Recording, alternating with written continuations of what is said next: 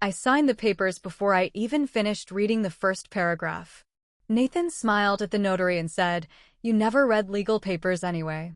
I said nothing. I just signed where he pointed, the way I always did, and he slid the folder back across the table before I could ask for a copy of my own. That was our life.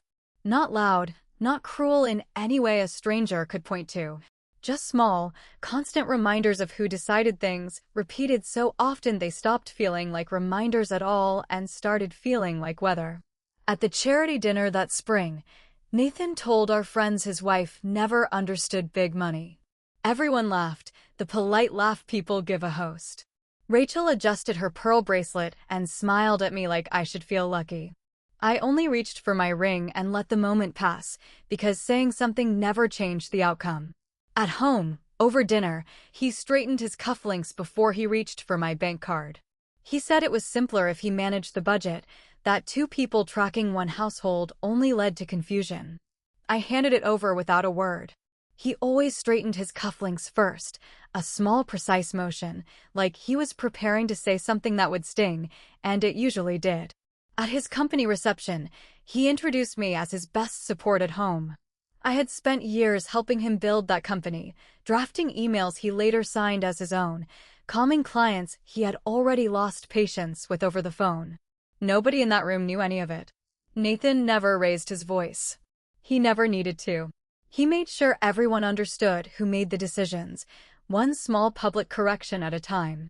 I twisted my mother's silver ring on my finger whenever I had to stay quiet. It was thin and worn smooth from years of this exact motion. I did it at the dinner. I did it at the reception. I did it in the car afterward, staring at streetlights sliding across the windshield while Nathan talked about the quarter's numbers. Nathan kept our prenuptial agreement in a black folder in his study, on the shelf behind his desk where he kept nothing else. When I signed it years earlier, he took it back before I could even ask for a copy. I never questioned that. I trusted him, and trust made me careless in ways I did not understand yet. There was a night at his mother's house when Rachel poured wine and told me softly that men like Nathan needed a wife who understood her place. She adjusted her bracelet again and called it wisdom. I nodded because arguing with Rachel never worked, and because some part of me still believed she meant it kindly. 3 years into the marriage, nothing had really changed. He controlled the accounts. He controlled the schedule. He controlled which parts of our life were mine to speak about in public, and which parts belonged only to him. Quiet simply felt like who I was, rather than something that had been built around me one dinner at a time. There was a Christmas when his business partner asked what I thought about a proposed merger, an actual question aimed directly at me. Nathan answered before I could, saying I preferred not to worry about that side of things. The partner nodded and moved on, and nobody in the room seemed to notice that I had not said a word. Even the small decorating choices in our home ended up his. I picked out curtains once for the living room, pale blue, soft against the afternoon light. He replaced them within the week with a heavier gray, saying the blue looked unfinished. I never mentioned curtains again after that. I did not go looking for anything that changed this. It found me on an ordinary afternoon, in a room I rarely entered, while I was looking for something as small as a printer warranty card. I went into Nathan's study looking for the warranty card for our printer. He had left for an investor call in a hurry that morning, and in his hurry, he had forgotten to close the safe behind the bookshelf.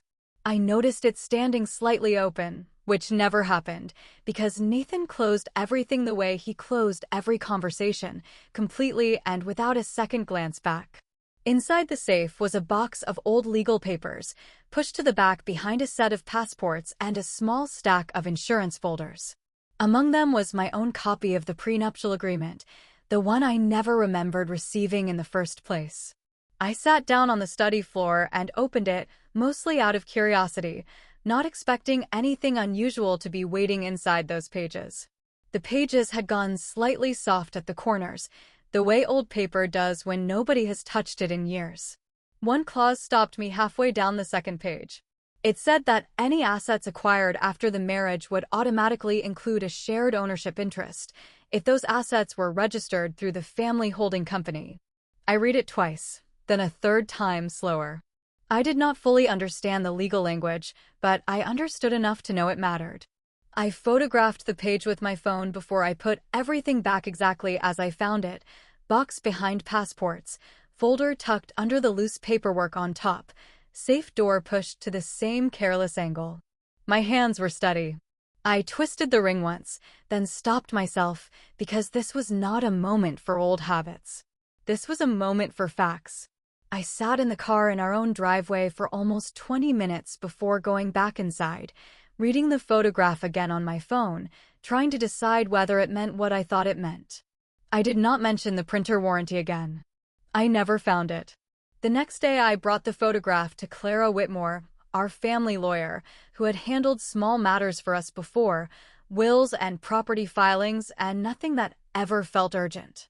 She read it slowly at her desk, then underlined a single paragraph in dark green marker, the same marker she always kept clipped to the edge of her legal pad.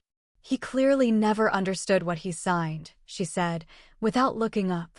I asked her what it meant in plain terms. She said it meant Nathan had built an entire company believing it belonged only to him, when a single overlooked clause said otherwise. She said it calmly, the way she said everything, as if the fact itself was more than enough without any performance around it. Nathan never reread that contract after the wedding. He trusted the version of the marriage where every account, every document, and every decision confirmed exactly what he expected to find. A note in the margin, dated years earlier, showed that even his own lawyer had flagged the clause once and been quietly ignored. I did not tell Nathan what I found. I did not tell Rachel or anyone at the company. I simply began, quietly, to understand exactly what I actually owned, one document and one conversation at a time. Clara brought in Miles Carter, a corporate lawyer she trusted, to explain what the clause meant in practice. Before he answered any question, he took off his glasses for a few seconds, as if giving himself room to choose his words carefully. "You are legally a part owner of a significant share of these assets," he said. Nathan believes the opposite. Both of those things are currently true, and only one of them will matter in the end. I asked Miles what would happen if Nathan found out before everything was formalized. He put his glasses back on and said the timing mattered less than I thought, because a right that already exists does not disappear just because someone refuses to look at it. I did not correct Nathan's belief. I let it stand exactly where it was. There was a strange calm in knowing something Nathan did not, after years of him knowing everything I did not. It did not feel like revenge yet. It felt closer to breathing after holding my breath for a very long time. Naomi Brooks, a financial consultant Clara recommended, helped me open a separate account under my old professional name. She wrote every number down with a mechanical pencil, never anything else, and never asked me why I wanted it quiet. She simply said, "Some plans work better without an audience," and kept writing. Nathan never checked my personal mail, because he had decided years ago that I had no income of my own worth tracking. That decision, made without ever telling me, became the exact space I needed to move in without being noticed. I reconnected with a former client, a small design firm I had once helped through a difficult expansion, back before Nathan and I had even met. She remembered my work and offered me a retainer without hesitation, saying she had been hoping I would come back to it eventually. Our first project together was small, a rebrand for a regional client, nothing that would draw attention from anyone watching for it. Nathan assumed my trips into the city were charity visits, because that was the only category he had ever assigned to my time away from him. He never asked which charity, and I never offered one. He mentioned once at dinner that he was proud of how much I gave back to the community, and I let him believe it. I rented a small office above a bakery on the east side of town under my own consulting company, the one that had existed years before our marriage began. The lease drew no attention at all, because it was registered to a business Nathan had never once bothered to look into. I painted the walls myself on a weekend he was traveling, one coat of pale gray, a desk from a second-hand shop. Naomi met me there once a month with a folder of statements, only ever the mechanical pencil and a plain notebook. By early autumn, The design firm brought me 2 more clients through referral alone, and I hired a part-time assistant Nathan never met and never asked about because in his mind I still had nothing that required one. Some evenings, sitting alone in that office, I let myself feel the years I had spent making myself smaller for a marriage that never once asked me to. Mostly I worked because the work itself had started to feel like the only honest thing left in my week. Clara checked in every few weeks, never asking more than I offered, and said once that the strongest position in any negotiation belongs to the person who is not in a hurry. I began keeping a small notebook of my own that winter, separate from anything Naomi tracked, where I wrote down every decision I made without asking Nathan first. By the time it was nearly full, filling those pages had already told me everything I needed to know about how much had changed. There were nights Nathan came home late from the office, exhausted and unaware, and asked what I had been doing all day. I told him small truths, a meeting, an errand, nothing false, only incomplete. He never once asked a second question, because he had never needed to before.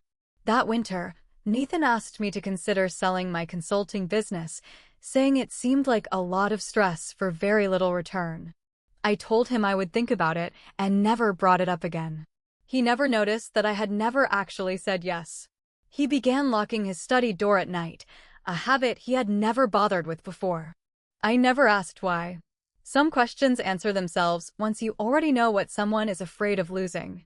By the time the acquisition was scheduled, my own company had 3 full-time employees and a client list that no longer depended on referrals alone.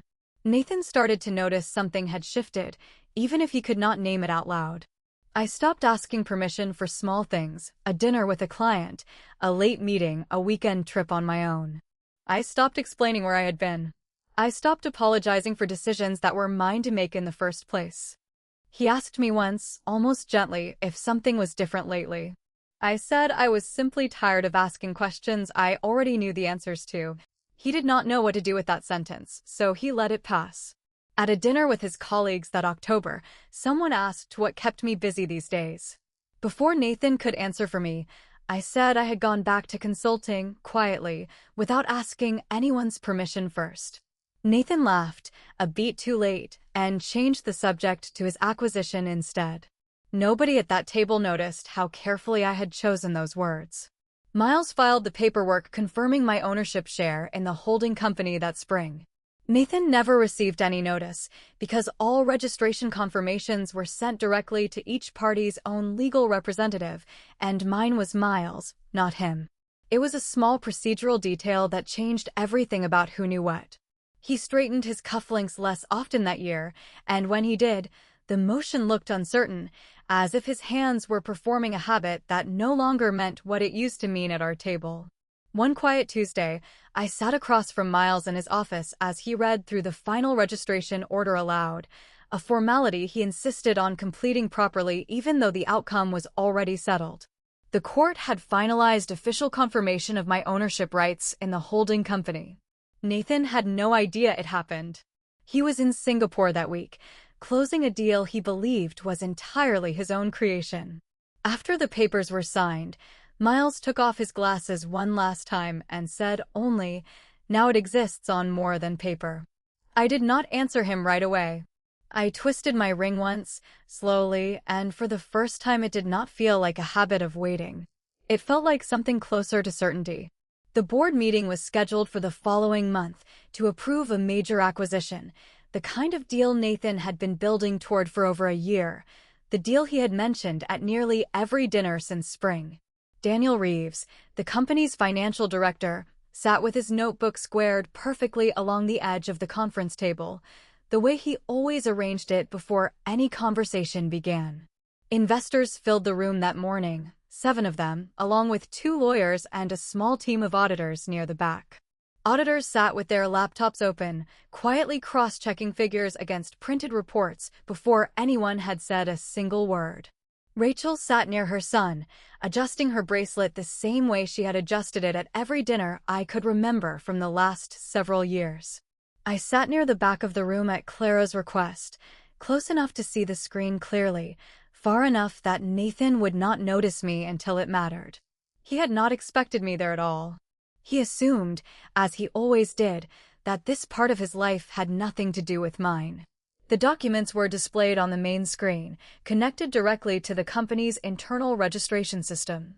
Every person in that room could see the official ownership records at the same moment Nathan could.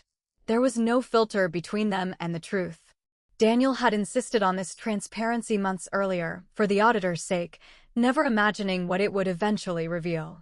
The room itself was the same conference room where Nathan had once celebrated a smaller deal 2 years earlier, champagne poured before the ink had even dried. This time no one had brought champagne, because everyone in that room understood the stakes of an acquisition this size before a single slide had been shown. Nathan began his presentation with the confidence of a man who had never once doubted the ending of his own story. He spoke about growth projections and synergies, and the investors nodded along, pens ready over their signature pages, until the screen shifted to the final ownership disclosure required for the filing.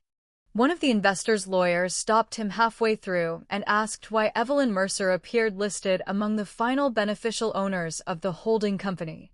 The room went quiet in a way that had nothing to do with volume and everything to do with attention. Daniel set his notebook down without a sound, his hand resting flat beside it. An auditor near the back asked to enlarge the page on the screen so everyone could read the entry clearly. Rachel's hand stopped moving on her bracelet entirely, mid-motion, and stayed there. The investors glanced at each other and closed their folders before anyone reached for a pen to sign. One of them asked, quietly but audibly, whether the acquisition papers were even valid without addressing this first. Another simply said, "Someone should explain this before we go any further." The lead investor turned toward Nathan and asked how long the company had operated under this ownership structure without disclosing it during due diligence. Nathan started to answer, stopped, and started again with a different sentence that answered nothing at all. A junior associate near the door quietly began printing copies of the registration page without being asked, because someone would need them for the record regardless of how the meeting ended. Nobody stopped him. Nobody in that room seemed to think this could still be undone. Clara stood, calm, and pointed to the exact clause on the screen that confirmed my legal share, the same paragraph she had underlined in green marker months before. She did not raise her voice, because the paragraph spoke clearly enough on its own, and every word of it had been sitting there the entire time, waiting for someone to look. One of the auditors asked, quite plainly, whether this changed the ownership structure of the entire holding company or only this single transaction. Clara answered before anyone else could, saying it changed the structure entirely, and had done so for over a year already. A second investor turned to Nathan and asked, directly, whether he had known about this before today. Nathan said of course, too quickly, and everyone in the room understood exactly what that quickness meant. Nathan looked at the screen, then at Clara, then at the investors, and for the first time in our marriage, he had no answer ready. He opened his mouth once and closed it again, the silence stretching longer than anyone in that room seemed comfortable with. The registration record stayed on the screen in large official text, listing my name beside the company's other owners, for every person in that room to read at once, in silence, while the acquisition papers sat untouched on the table in front of them. That night, Nathan asked me to consider walking away from my rights, as if we could simply start over from a version of the marriage that suited him again. He said we could rebuild things properly this time, together, that he had learned something from that room. I told him no. He asked why I had never said anything all those months. I told him I had learned exactly what he taught me, that some things are worth more once they are already decided than while they are still being discussed. He said none of this changed how he felt about me. I told him that was never the question. The question was whether he had ever once considered how I felt about any of it, and we both already knew the answer to that. He said he could fix this, that his lawyers would find a way to renegotiate the structure quietly, before word spread any further. I told him some things cannot be renegotiated after the fact, only accepted. He sat down slowly, as if his legs had made the decision before he had. I thought, standing there, about every dinner where I had passed the bread and let his version of the story stand uncorrected. None of those moments had felt like power at the time. Looking back at them now, from this side of the room, I understood they had simply been waiting. He reached for his cufflink out of habit, the small, precise gesture that used to end every conversation on his terms before it truly began. This time it slipped from his fingers and hit the floor, rolling once before it stopped near the leg of the table, and for the first time the motion returned him nothing at all. I turned my mother's ring once on my finger and looked at him directly. "I signed that contract without reading it," I said. "You never read it either, because you were certain you had already won." Then I picked up my coat from the chair and walked out of the room without waiting for whatever he might have said next. I understood something standing in that hallway, listening to the door close behind me. Trust should never replace responsibility, and sometimes knowledge protects a person better than any amount of power ever could. So I want to ask you something before you go. Do you think it is fair for a person to lose everything because of the same confidence that once made them win?